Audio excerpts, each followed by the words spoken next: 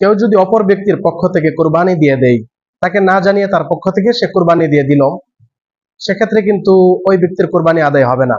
যেমন এক বন্ধু আরেক বন্ধুকে না জানিয়ে তার পক্ষ থেকে কুরবানি দিয়ে দিল, সেক্ষেত্রে কিন্তু ওই ব্যক্তির কুরবানি, অর্থাৎ যার পক্ষ থেকে দিচ্ছে ওই ব্যক্তির কুরবানির ফরজিয়ত আদায় হবে না।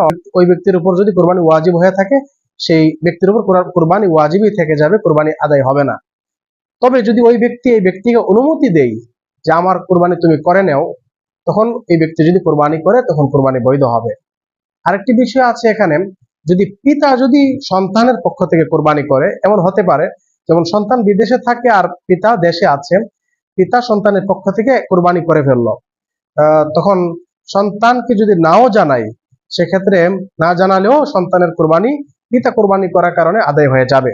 কারণ সাধারণত পিতারা সন্তানদের পক্ষ থেকে কুরবানি করে থাকে, এটা সমাজে প্রচলিত প্রসিদ্ধ। সুতরাং সন্তানের পক্ষ থেকে পিতা কুরবানি করলে সেই কুরবানিটা সহি হবে, বৈধ হয়ে যাবে।